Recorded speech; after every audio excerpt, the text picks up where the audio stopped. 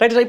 ఇప్పుడున్న ప్రభుత్వం నిజంగా అబద్ధాల హామీల మీద వచ్చినటువంటి ప్రభుత్వం, ఏర్పాటైనటువంటి ప్రభుత్వం. ప్రజలు చాలా మోసపోయినరు, లేకపోతే ప్రజలు నమ్మిండ్రు అనేది పక్కన పెడితే, అర్బన్ ఏరియా ఒక తీరుగా ఆలోచిస్తుంది, రూరల్ ఏరియా ఒక తీరుగా ఆలోచిస్తుంది. అంటే రూరల్ ఏరియాలో ఈరోజు ఎక్కువ కాంగ్రెస్ పార్టీని నమ్మిండ్రు, అర్బన్ ఏరియాలో ఎక్కువ బీఆర్ఎస్ వైపే ఉన్నారు. అయితే దీంట్లో భవిష్యత్తు తరాల్లో రేపు ఈ పార్టీ ఫిరాయింపుల వల్ల కానీ, లేకపోతే ఈ పార్టీ మారడం వల్ల కానీ ప్రజల మైండ్ సెట్ ఎట్లా మారబోతుంది అనుకుంటారా? ఏమైనా మారుతుందా? లేకపోతే వాళ్ళతో పాటుగా ప్రజలు కూడా వెళ్ళిపోతారని అనుకుంటున్నారా? నాయకులతో పాటు ప్రజలు కూడా అట్నే ఉంటారని ఉందా? పబ్లిక్ రోజు మారరండి. పబ్లిక్ ఒపీనియన్ 5 ఏళ్ళకి ఒకసారి పాపం రాజ్యాంగం పబ్లిక్ కల్పించిన అవకాశం 5 ఏళ్ళకి ఒకసారి నీ హక్కు వాయిస్ ఆ రోజు చెప్పు, మిగతా 5 ఏళ్ళు పాపం నువ్వు అబ్జర్వ్ చేసుకుంటావు కూర్చొని రాజ్యాంగం ఇచ్చింది. అది లోకల్ బాడీ ఎలక్షన్ అయినా 5 ఏళ్ళే, లేకపోతే స్టేట్ గవర్నమెంట్ ఎలక్షన్ 5 ఏళ్ళే, యూనియన్ గవర్నమెంట్ ఎలక్షన్ అయినా 5 ఏళ్ళే. సో ఏ ప్రజాప్రతినిధిని ఎన్నుకున్నా మన దగ్గర రీకాల్ లేదు కదా. కోపం వస్తే నోటా కోటే, కానీ ఒకసారి ఎన్నికైనాక 5 ఏళ్ళు ఇక ఫిక్స్ అయిపోయా ప్రజాప్రతినిధి. నేను కార్పొరేటర్కి ఎన్నికైనా 5 ఏళ్ళు ఉంటాను, నేను ఇక పని చేసినా చేయకపోయినా అంతే. అట్లే మా ఎమ్మెల్యే గారు కూడా అదే భరోసా మీద, రైట్ నేను ఒకసారి ఎమ్మెల్యే అయిపోయినా 5 ఏళ్ళు గిట్లే ఉంటా అని. సో ఇక మనం దానికి ఆ రీకాల్ వ్యవస్థ లేదు కాబట్టి 5 ఏళ్ళు ఉంటారు. కానీ ఓటరు చాలా తెలియకలోడు. మనం కూడా గతంలో ఏమనుకున్నాం, కాంగ్రెస్ పార్టీ ₹4 లేకుండా పోద్ది అనుకున్నాం. కానీ ఎక్కడో ఉన్న కాంగ్రెస్ పార్టీ ఇవాళ ఎవరు కూడా ఊహించినంత విధంగా అధికారంలోకి వచ్చింది. రేపు బీఆర్ఎస్ కూడా అంతే ఉంటుంది.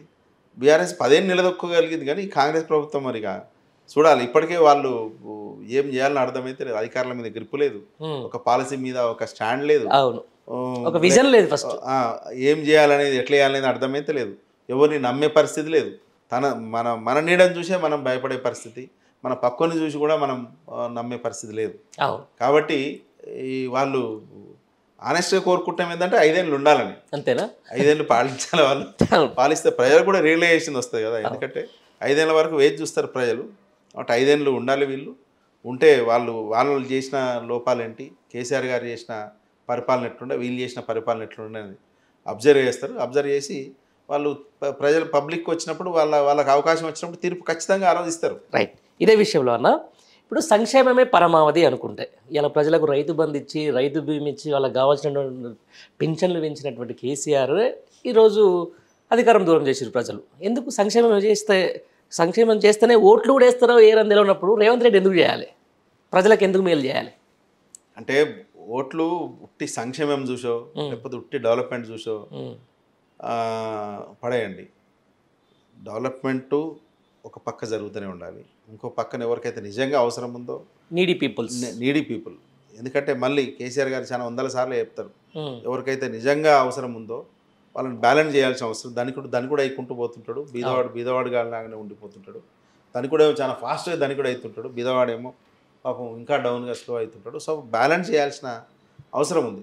లేకపోతే మళ్ళీ నక్సలైట్ ఉద్యమాలు, లేకపోతే అరాచకాలు, మర్డర్లు ఇవన్నీ జరుగుతుంటాయి. కాబట్టి పబ్లిక్కి భోజనానికి ఇబ్బంది కాకుండా, వాళ్ళ కనీస అవసరాలకు ఇబ్బంది కాకుండా ప్రభుత్వం ఈరోజు డిగ్నిటీ హౌసెస్ డబుల్ బెడ్రూమ్ కట్టించిన అదే ఉద్దేశం. డ్రింకింగ్ వాటర్ పబ్లిక్ అందరికీ మంచిగా డ్రింకింగ్ వాటర్ అందుబాటులో ఉండాలి.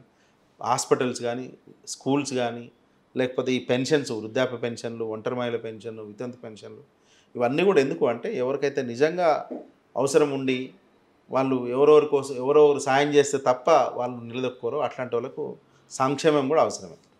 అట్ ద సేమ్ టైం ఇక అభివృద్ధి అనేది, ఎందుకంటే యువతకు ఉపాధి కల్పించాలి. ఎంతమంది వందల ఇంజనీరింగ్ కాలేజీలు ఇంజనీరింగ్ చదువుతున్నారు, ఫార్మసీ చదువుతున్నారు, మెడిసిన్ చదువుతున్నారు, చాలామంది అకౌంటెంట్ లాగా చార్టెడ్ అకౌంటెంట్లు అవుతున్నారు, బిజినెస్ ఎంబీఏలు చదువుతున్నారు.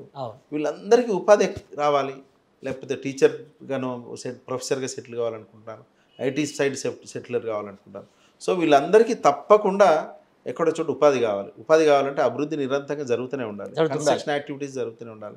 కొత్త కంపెనీలు నిరంతరంగా వస్తూనే ఉండాలి. అట్లయితేనే ఈ లక్షల మంది వచ్చిన పిల్లలు ఎవరైతే ఉన్నారో వాళ్ళకు ఉద్యోగాలు వస్తాయి. ప్రభుత్వంలో వచ్చే ఉద్యోగాలు చాలా తక్కువ. గత 10 సంవత్సరాలు నాకు తెలిసి కేటీఆర్ గారు దాదాపు 10 లక్షల పైన ఓన్లీ ఐటీ సెక్టర్లో రిక్రూట్ అయి ఉంటారు. బట్ ప్రభుత్వ సెక్టర్ మాత్రమే మన నిరుద్యోగులు అంటాం, లేకపోతే ఇంకేదో వాళ్ళు అంటాం తప్ప పబ్లిక్ సెక్టర్లో ఎంతమంది రిక్రూట్ అవుతున్నారు అనేది మనం ఎంత పెద్ద చెప్పినా అది మనం కల్పించిన ఉపాధి కిందికి రాదు. ఓన్లీ గవర్నమెంట్ ఇచ్చిన ఉద్యోగాలు అయితే అని తప్ప ఇండైరెక్ట్గా ఎంత వేల మంది లక్షల మందికి ఉపాధి వచ్చిందో అది పెద్దగా రాదు. బట్ అది చాలా ఇంపార్టెంట్, చాలా అవసరం. ఎందుకంటే అదే ఎక్కువ మేజర్ కేటగిరీ అన్నమాట. సో అందుకని ఈ డెవలప్మెంట్ హైదరాబాదు రూరల్ పీపుల్ అని కాదు, పబ్లిక్ డెవలప్మెంట్ రావాలి, నిరుద్యోగ యువతకు ఉపాధి జరగాలి. అది ప్రైవేట్ సెక్టరా పబ్లిక్ సెక్టరా కానీ, లేకపోతే ఎవరికైతే అవసరం ఉందో వాళ్ళకి రావాలి. మన యాటిట్యూడ్ కూడా చూస్తారు పబ్లిక్. మనం పబ్లిక్ని ఎట్లా రిసీవ్ చేసుకుంటున్నాం, పబ్లిక్ని ఎట్లా కలుస్తున్నాం, పబ్లిక్ వాళ్ళకు వచ్చే సమస్యలే మనం శ్రద్ధగా వింటున్నామా లేదా, ఆ వింటే వాటికి పరిష్కారం వైపు మనం ప్రయత్నం చేస్తున్నామా లేదా, పరిష్కారం అయిందా లేదా అనేది మన యాటిట్యూడ్ కూడా చాలా ఇంపార్టెంట్. వాళ్ళు నీకు ఓటేయాలంటే డెఫినెట్గా నీ క్వాలిటీస్ చూస్తారు, నీ పర్సనల్ క్వాలిటీ, నీ పార్టీ బ్యాక్గ్రౌండ్ చూస్తారు, నీ పార్టీ నాయకునికి ఉన్న లక్షణాలు చూస్తారు. అట్ ద సేమ్ టైం నీ లక్షణాలు, నీ యాటిట్యూడు, నీ బిహేవియర్, నువ్వేమన్నా హెల్పింగ్ చేయగలవా లేదా, ఎలక్టెడ్ రిప్రజెంటేటివ్గా నేను ఎన్నుకుంటే నిజంగా నువ్వు పబ్లిక్ పడతావా లేదా అని కూడా చూస్తారు. సో ఇవన్నీ గెలుపోవటంల మీద ఆధారపడి ఉంటాయి. అటు రూరల్ పబ్లిక్ అయినా ఇటు అర్బన్ పబ్లిక్ అయినా.